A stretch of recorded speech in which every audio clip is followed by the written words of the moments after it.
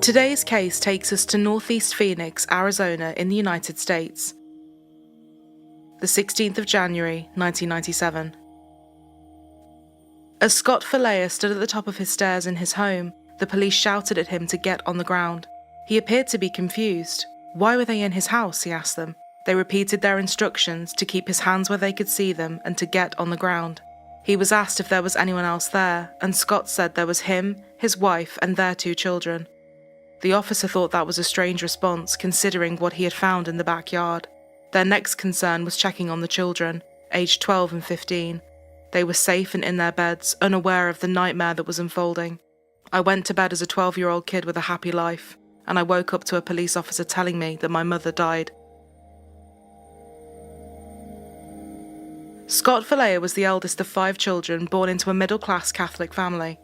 He was described as quite introverted and also studious. During his childhood, he would witness violence in his parents' marriage, with his mother Lois saying it wasn't pretty, not by any means. It really got to Scott as the oldest. In an English class at Brookfield High School, Scott would meet his future wife, Yarmila. Yarmila thought it was cute that he had a habit of dozing off during class. She was intelligent and lively, popular but quiet, with a flair for the arts. After high school, they went to colleges 50 miles away from one another in Illinois. They stayed in touch, and later the romance reignited and they became engaged. It was during this time that, after speaking to Mormon missionaries, Scott converted to the Church of Jesus Christ of Latter-day Saints. Yarmila had, like Scott, been born into a Catholic family, but she wasn't as enthusiastic about the conversion, at one point even threatening to end their engagement. This didn't happen, and the pair married in 1976 in a civil ceremony, presided over by a Mormon bishop. After marrying, she wanted very little to do with Mormonism. When his church friends came over, she would leave the room or the house altogether. During a visit to Salt Lake City, they went to the Latter-day Saint temple there and heard a talk about eternal matrimony, the idea that you're not just married in this life, but for eternity. Following this, Yarmila began to go to religious classes and was later baptized as a Latter-day Saint. She got a job in a medical lab and Scott worked in electrical engineering. The couple then moved to Florida where they welcomed 2 children, Megan, born in June 1981, and her little brother Michael followed 3 years later. They then moved to Minnesota before settling in Phoenix, Arizona in 1987. After their second baby was born, Yarmila quit her medical job, but she began to feel controlled and stuck. By Scott's own admission, he was self-centered and arrogant, and she was left without a support system, leaving her incredibly depressed in Minnesota. After moving to Phoenix, Scott began working for Motorola, which consisted of long hours and stressful meetings. In his spare time, he was also a family and personal counselor and a teacher at their church. Yarmila would also go back to work as an assistant at a preschool. In 1997, the family had an exciting trip in Europe planned for the summer, and Scott wanted to pursue his goal of becoming a science and mathematics teacher. Yarmila was described by Scott as a great wife and mother. He also said she was his best friend. Michael, the couple's son, called his upbringing a happy one, saying he came from a loving home. The 16th of January, 1997. Scott said that at around 3 in the morning he and his wife had awoken to a strange sound. It sounded like someone was walking around on the gravel outside of the bedroom window. Scott went to the window and looked out but couldn't see anything that caught his eye. He said he barely slept the rest of that night. As morning rolled around, he went to work as usual. He was stressed at work as it was looking more and more likely that the project he had been working on and in charge of was going to be cancelled, meaning there would be several job losses. That day he had an argument with his boss during a meeting and was due another meeting with his team the following day. It wasn't looking good. He went home for the evening at around 7 p.m. After the family meal, Scott went to prep for the religious education class that he taught the next morning at around 6:15 a.m. Yarmila spoke to Scott and asked him to have a look at and fix the pool pump in the garden, and at about 9 p.m. he went outside to have a look. Due to the lack of light, he soon gave up and headed back inside. He put the flashlight, screwdriver and pliers into the back of the Volvo in the garage. His wife had fallen asleep on the sofa, so he gave her a kiss goodnight and went to bed. "I was really exhausted and crashed in bed," he said. "I would guess it was between 9:30 and 10 p.m. Greg Coons was a neighbour of the Falea family. His then-girlfriend Stephanie Reedhead was with him on that night in January, and the couple were heading to bed. There was a noise outside. It was a moaning or a crying sound. Stephanie heard a woman saying "please no" or "please don't" several times. Greg went to have a look to see if he could work out what was going on. He looked over the wall and into his neighbour's garden and saw something horrible. A woman was lying on the ground. He initially thought that maybe she'd had too much to drink. She was a few feet from the pool lying on her side. She rolled onto her back and then stopped moving. Then a light came on upstairs in the house. Greg saw Scott in the upstairs room and watched him for a couple of minutes. He was wringing his hands in the sink. The light then went off. Greg observed as Scott went into the kitchen and then the living room. He then came out of the side garage door wearing a white shirt and red sweatpants and motioned for one of the dogs to lie down. He stood over his wife for a couple of minutes before going back inside. After 3 or 4 minutes, Scott came back out. He was wearing a glove and putting the other one on. Scott appeared to be looking in Greg's direction, so he kept his head down while he continued to observe. Scott dragged his wife over to the pool, rolled her in and held her underwater. Greg shot back inside and at 10:57 called the police. 911, what is your emergency? I don't know. My neighbors, there was a bunch of yelling and screaming going on. I looked over the fence and the husband just threw, I believe, the wife to the pool and looked like he's holding her underwater. All right, I'll get somebody out there. Thank you. Thank you. Police officer, my front yard. Okay, can you talk with the officers? This male next door threw his wife in the pool and now he's pulling her down underwater. The police had never received a call or report relating to this address before. Officers from the Phoenix Police Department were immediately deployed, and officers Joel Tranter, Kemp Layden and Steven Stanowitz were soon on scene. The officers needed to take extreme caution as they had no idea what they were walking into. In the pool, they found Yarmila's body floating, surrounded by blood. Steven immediately pulled her out, but he knew that there was nothing they could do. 41-year-old Yarmila was gone. I've never seen a shark attack in person, but to me, it was reminiscent of a shark attack, Joel said. Joel and Kemp then noticed something. Someone was moving around in the upstairs of the house. Steven stayed with Yarmila and Kemp drew his gun and ran into the property. As Scott came downstairs, he was told to keep his hands where they could see them and to get on the ground. Another officer, Joseph Jones, saw blood behind Scott's right ear and on his tricep. His report said, as he spoke to me, he seemed very shaky, with shortness of breath. He also had difficulty breathing. Scott was taken into custody and loaded into the police car. He later said that he sat in the car outside the house for over an hour and overheard the officers talking about his wife. It was obvious that she had either been badly hurt or killed. The officers then woke up the Falea children and broke the news to them. Their mother had died. Scott was driven to the station to be interviewed, 1:53 a.m., the 17th of January 1997. Obviously you think I did it. I don't know what makes you think that. Well, because I had a neighbor staring at you watching you do it, that's why. Jeez. Waiting for Scott at the station was homicide detective John Norman, who soon began the interrogation. Scott was adamant that he couldn't remember anything. He said the first thing he could remember of that night was an officer shouting at him to keep his hands in the air. He said he was stood at the top of the stairs in his pajamas. Neighbors saw me pushing her in the pool. You've got to be kidding. After that? I'm sorry, I don't remember doing it. There was no blood on his top or bottoms, so John asked him why was there blood on his neck. Scott said he didn't know. He also had a bandage on his finger. He said he didn't know how that got there. John said that they had found Yarmila with stab wounds in the pool and his neighbour had seen him push her underwater. Scott appeared to be shocked, but John didn't believe it. His story was hogwash. The only thing I believed about his story was that his name was Scott Falea, he later said. A search was conducted of the property and a flashlight was found shining towards the pool pump. There was blood absolutely everywhere.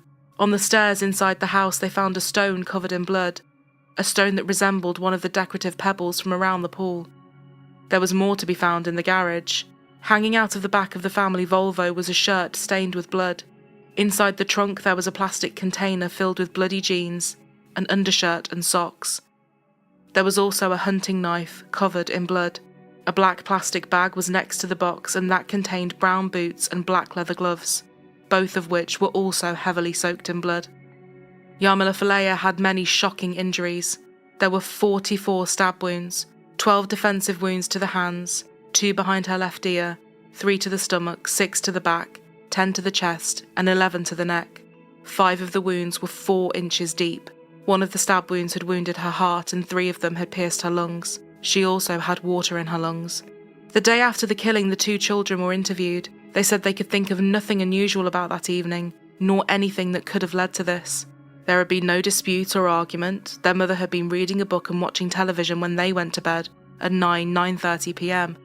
Scott Faleo was charged with first-degree murder. He was adamant he didn't know what had happened. The plan had originally been for Scott to plead guilty by reason of insanity, but this would soon change.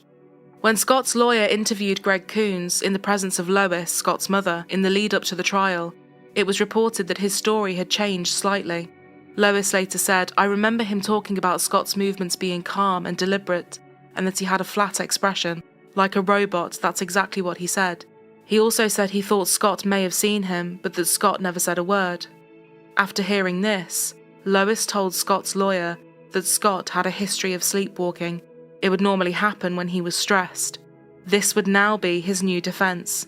He had killed his wife while sleepwalking. This defense had been used in less than 30 murder trials across the world at that point, but it had been successful. In Toronto, a man was acquitted of attacking his father-in-law and killing his mother-in-law after driving there and launching an attack, as it was determined he had been in a state of sleepwalking. This would mean that for their defense of sleepwalking to work, the jury would need to be convinced that Scott had murdered his wife, held her underwater, made at least 2 trips to the car to put his clothes and murder weapon in the back, recognised the dog, not seen the dog as a threat, and motioned for the dog to lie down. Well, what do you think of this as a defense strategy for killing a spouse? An Arizona man set out to convince a jury that he stabbed his wife 44 times while sleepwalking. When looking at his history of sleepwalking, Lois would say there were several times he came down the stairs fully dressed and walked into the living room and he was all ready for school and it was like midnight. Then one time he came down the stairs and he was probably 15 or 16 and he was stark naked. The next day you'd ask him about it or talk to him about it and he had absolutely no idea that this happened. His sister Laura described an incident from when Scott was 20. He was sleepwalking and going towards the back door, and when she tried to stop him, she said he grabbed me by my shoulders and just tossed me. He looked just so angry. He looked almost demonic. I have never seen him look like that, never. Scott was adamant he didn't remember these incidents. Richard Bootson, an expert in sleep disorders, said that displays of violence during an episode of sleepwalking are very rare, but there were instances of it happening. Initially, even Scott wasn't convinced by his own defense. I didn't question him, my attorney, or push him hard at the time, but inside I just felt it was a bunch of BS. It was very simple and pure BS, and it had no basis in reality. This sounds to me like a Twinkie defense. I thought my brain had thrown a rod, and I thought, I'm going to the state hospital or to the prison for life. That was before I even knew that you can take drugs that change your sleeping patterns at night. At that point, I was saying I'd accept a lifetime probation of living alone, let my kids sleep somewhere else. Lock me up on my own because I don't want to hurt somebody else, he added. Sometimes when I think about this, I wonder, what kind of Jekyll and Hyde am I? There's no way I could hurt Yarm. I didn't know that something like that could be in anybody I've ever known, much less me. If he had been sleepwalking, why had he got the knife?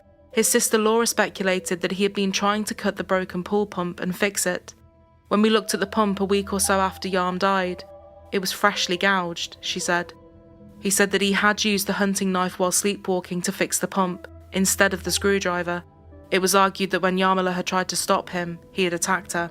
He would sleep for only 3 hours a night for several days in a row, then he would crash and try and sleep for 9 hours. For this defense to be successful, it would have meant he needed to fall asleep quickly that night. Scott said he did. That was one of my crash nights. I just hit the bed and must have gone right out cold, he said. Before his trial, he was interviewed by Dr. Janet Tapman, a psychologist. He spoke of several incidents of sleepwalking between the ages of 10 and 13 that his mother had told him about. He said that during his marriage there had been times that he had woken up on the sofa in the living room or on the floor by the bed with no recollection of how he came to be there. He recalled an incident where his wife had told him that he had grabbed her arm while he slept, something he didn't think much about until after he was arrested.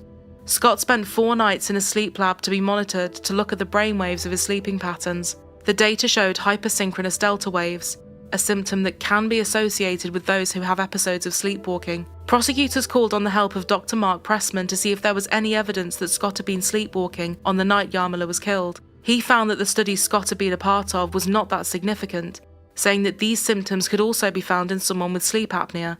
Scott said he had gone to bed with his contact lenses in, then got up, dressed himself, grabbed a flashlight and headed outside. Dr. Pressman said that when one sleepwalks, they aren't able to tell if it's night or day, so him changing and taking the torch suggested he knew it was dark and he knew it was cold. As he waited to go on trial, Scott Falea gave an interview with 2020. "I have to accept that the neighbours saw me do the physical act. Would I have consciously or intentionally killed her? Absolutely not." Also interviewed with a couple's children. After you went to bed at 9 o'clock, what was the next thing you remember? Waking up at around 1:30. Why did you wake up? A police officer came and woke me up. Michael, are you aware of the fact that if your father is convicted of first-degree murder, that the prosecutor could ask for the death penalty? Yeah. Have you prepared in your mind for that prospect? Not really.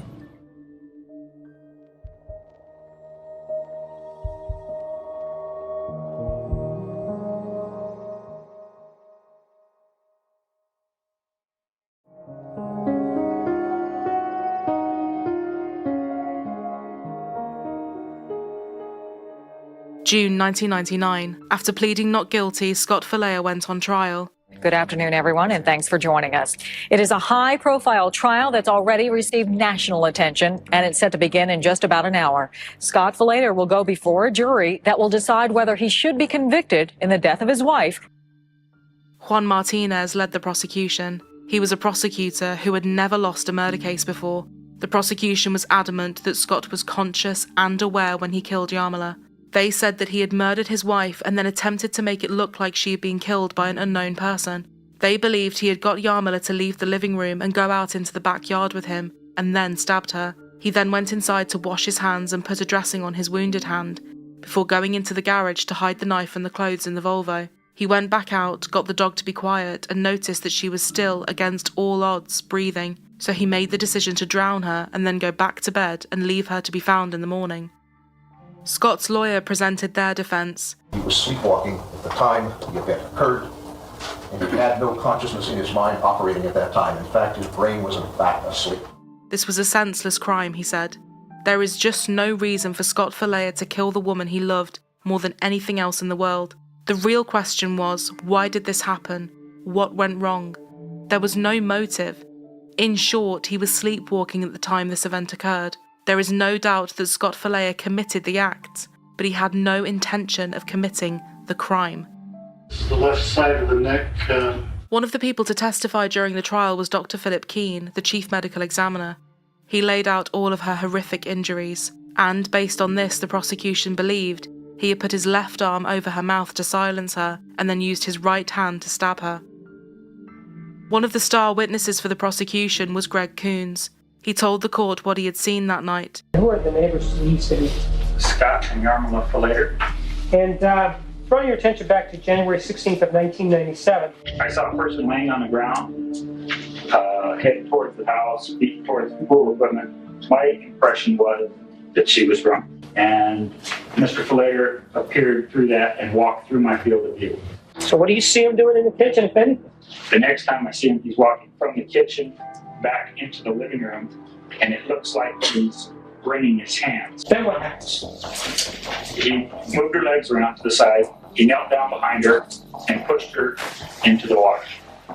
But his defense team hit back and said he was in a sleep-like state when the murders occurred, and this was where the science was going to be key. The experts could not agree on how to interpret the way Scott had behaved that night. Dr. Rosalind Cartwright and Dr. Roger Broughton were two leading sleep experts, and they were brought in by the defense. They testified that they believed he had been in a sleepwalking state when his wife was killed. It's my opinion that he was sleepwalking. He would not leave all of the evidence there, would not leave bloody clothes in the back of a car that he was going to drive, would not leave a pool full of blood. To me, none of these make sense. Dr. Cartwright said, sometimes they hurt themselves, sometimes they hurt other people. But this is a state in which they are confused, they are not conscious, they think something terrible is happening, and they have to defend themselves, so often they will fight. The officer who had conducted the search of the house and found the knife and the bloody clothes also testified, and the police argued that this showed he had attempted to wash the blood off himself and hide the items. Dr. Broughton said that carrying out so many different things during an episode of sleepwalking was unusual. How had he not heard his wife? But he had heard and quietened the dog. The defense experts said that they were under the impression that the dog had been jumping up at him, and that was what he was responding to, not the sound of the dog itself. Other sleep experts would also testify that when sleepwalking, one would usually do something familiar or routine, not something out of character or complex. Although it was rare for someone to be violent when sleepwalking, it could happen. The defense also had two of Scott's cellmates testify that they had seen him sleepwalk too. The prosecution questioned Dr. Broughton, who conceded that he hadn't come across a case where a sleepwalker had been violent and changed their clothes several times. The prosecution called a sleep expert who said he believed that Scott must have been awake during the killing because there were too many complicated actions for one person to do while sleepwalking. Dr. Pressman testified in court and listed off 66 different behaviours that were not consistent with someone sleepwalking. He said that Scott touching the water in the pool would have been enough to wake him up. All the evidence says his behaviors were far too complicated to be sleepwalking.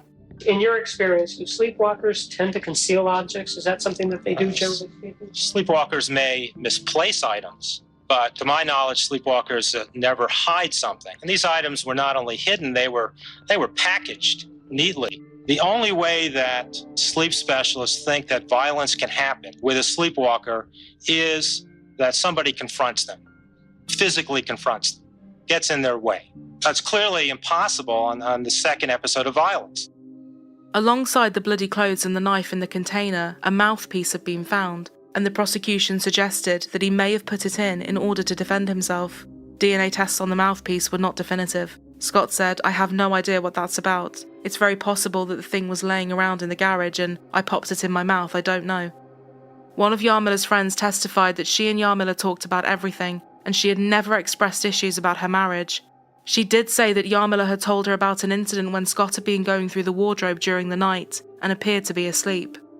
This image of a picture-perfect marriage was called into question by the prosecution. They said that Yarmilla was not happy being a Mormon and she didn't want any more children. Scott did. Also, when her body was found, she was not wearing her wedding ring.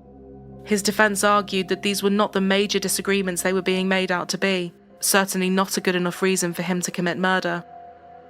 In court, homicide detective John Norman, who had interviewed Scott after his arrest, said that the accused didn't seem to be too upset and didn't cry. But even with all of his experience in the field of homicide investigation, even he was at a loss for a motive. The relationship seemed to be good. There were no allegations of domestic abuse or arguments. They were financially stable, there were no affairs, there was no alcohol abuse or substance misuse. Scott said, "Yarm and I hadn't even had an argument. We hadn't screamed and shouted at each other in 15 years. I never would have thought of hitting her or striking her or yelling at her." Phoenix Police Sergeant Mike Torres said, "Usually you're able to find a motive, you're able to find out reasons behind an action. But this one has remained a mystery. We don't know, and I don't know that we ever will." Court paperwork said the question of motive remains unanswered. It was now time for the man at the centre of this to take the stand. He repeated his story. He had no recollection of what had happened that night. He told the jury that he and his wife were happy and devoted to each other. "There was no way I could do that, not intentionally. I loved her. I don't know what I would do without her," he said. I assume that I must have gone crazy or that something in my head had broken. This was certainly a complicated trial, which left the jury with much to think about. It was now time for the closing arguments. Sleepwalking is triggered by stress. When a person can be under a great deal of stress, and it can also be triggered by sleep deprivation when you're very tired or just worn out. The actions during an episode are often illogical and somewhat nonsensical. The behavior is involuntary without intent. The level of consciousness is impaired. The evidence is also clear that he was a limber step, and he did it without any conscious thought. He did it without awareness because he was sleepwalking. The defense said that all of the experts had been able to testify that there was a connection between murder and sleepwalking, and that Scott should be found not guilty as he was fast asleep at the time and unaware of what he was doing. The prosecution hit back at this. They said that this was premeditated murder, plain and simple. The prosecutor said that during the incident, Scott had recognised his dog and got the dog to lie down. How come he can't recognise his wife, he asked. Because he's making it up. They emphasised all of the complicated actions he had taken that night, while allegedly being asleep.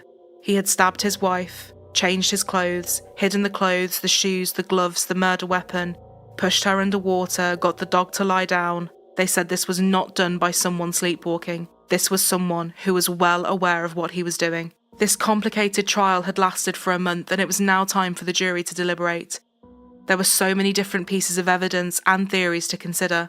But before long, the jury returned their verdict. It was unanimous. Be the jury, duly impaneled and sworn in the above entitled action, upon our oaths do find the defendant guilty of murder in the first degree. It was a terrible death, and we are satisfied that we were able to prove that the defendant committed premeditated murder, the prosecutor said. Members of the jury also spoke about their decision, with one saying that the kind of knife used, a hunting-style knife, was not used for any other purpose except for killing. Another juror said after the trial, "I think he could have been sleepwalking when he stabbed his wife. The possibility exists, but we don't know. There is no witness. But when he dragged the body, I think he woke up. He could have been sleepwalking, woke up, and he saw, oh no, look at this. And I think he panicked." I never would have thought in my wildest dreams someone would think that I premeditated and planned to murder my wife. I just can't see how they could have come to that determination. So I was not expecting a first-degree guilty verdict. It was now time to determine his sentence. One of the possibilities was the death penalty. During the sentencing, following various character witnesses, the judge ultimately decided against capital punishment. He was especially swayed by Scott's children, who pleaded for their father's life. Yarmila's mother also made the same request. Consequently, Scott Falea was sentenced to life in prison without the possibility of parole, and he showed no emotion as he was sentenced. His defense lawyer said that while the sentence was not a surprise, they were planning on appealing. Scott and Yarmila's children supported him throughout the trial and sentencing. "He is still my dad, and I hope to always have that relationship with him, whether he's in prison or out," Michael said. It was a murder case that shocked people, in part because it was so gruesome, and in part because the killer claimed he was asleep when he committed the crime. Now the man convicted of killing his wife is speaking out from behind bars. I think about what she had to go through that night, and the pain and the terror she had to feel. I can't even fathom. But I believe that she would be willing to be more understanding and forgiving of me than I feel right now about myself. Yes. I just said, what do you say, or what do you think of the people who look at you, including those jurors who convicted you, and just say, are you kidding me? There's no way I'm going to buy that. There's no way someone could sleepwalk their way to stabbing someone who they purport to love 44 times and then drown them. He maintains that regardless of how believable it is, it's the truth. What happened on that night in January 1997 has caused much debate and conversation in the years since. Although there are many unknowns about the case, one thing is evident: just how loved and respected Yarmila was. Utterly devoted to her family and an amazing mother, she was someone who gave her heart to those that she cared about.